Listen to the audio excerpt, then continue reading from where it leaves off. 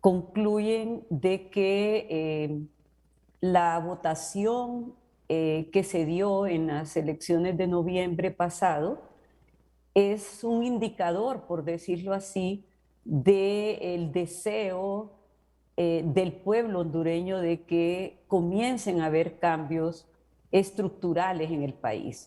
En ese sentido, entonces, quizás yo he sido muy crítica de que no deberíamos hablar de la nueva normalidad, porque muchas veces esto se está entendiendo como volver a lo que hacíamos antes de la pandemia y como lo hacíamos antes de la pandemia, ¿verdad?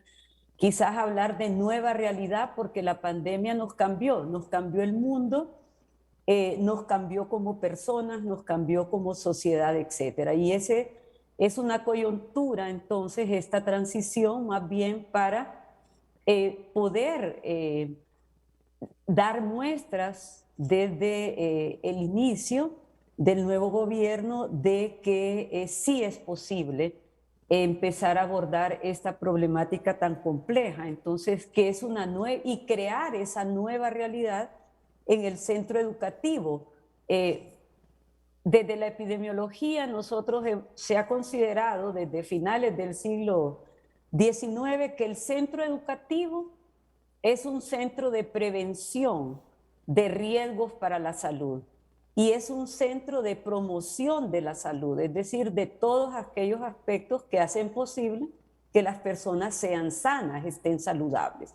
Yo creo que ese es un concepto importante que hay que llevar a la práctica, porque como bien decía el licenciado Cáceres, en el país se ha dado a la inversa. Hemos visto el centro educativo como un centro de alto riesgo y un centro donde más bien lo que va a haber es enfermedad y no salud. Creo que el padre Víctor Cortés y todas estas otras experiencias que ya están en el país y que están documentadas, como mencionaba el licenciado Espinal, es evidencia de que el centro educativo más bien es un centro efectivo de prevención de riesgos para la salud y un centro para la promoción de hábitos, de costumbres, de prácticas, de competencias, como se dice actualmente, que hacen posible una vida más saludable, una vida más feliz. Yo creo que eso hay que llevarlo a la práctica en relación a la decisión política que se tome.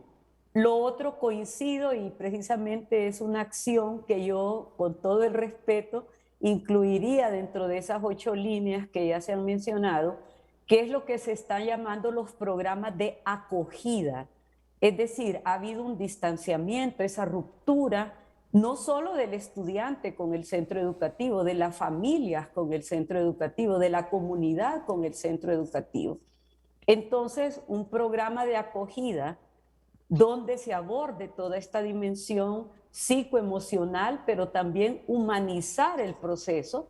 No solo, por supuesto, hay que pensar en matemáticas, en español, pero cómo van a aprender bien matemáticas y español niños, niñas, jóvenes que han venido sufriendo todos estos impactos y profesores que también han sufrido incluso muertes, etcétera, etcétera, de colegas, de familiares. Entonces, sugerir un programa de acogida para profesores y un programa de acogida para estudiantes, e incluso los hemos visto en otros países con realidades muy similares al nuestro para el personal administrativo y para las familias.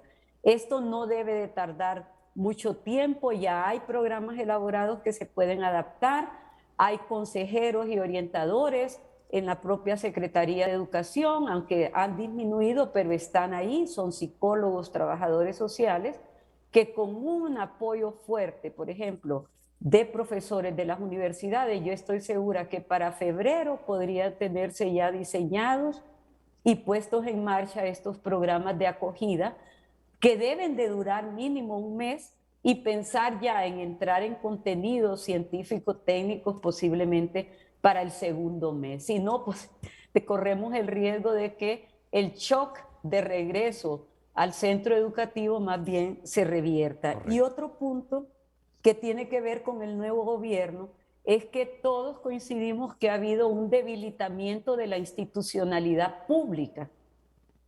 Parte del problema en educación es ese.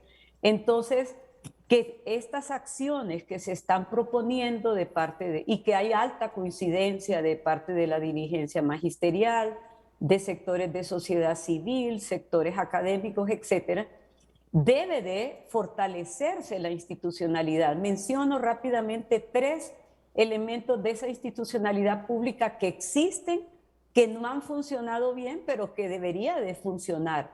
Uno es los CONDES, los consejos municipales de desarrollo educativo. Ahí está por ley que deben de participar mínimo 19 instituciones municipales. Ya el padre Víctor Cortés hacía referencia a cómo no solo es la municipalidad,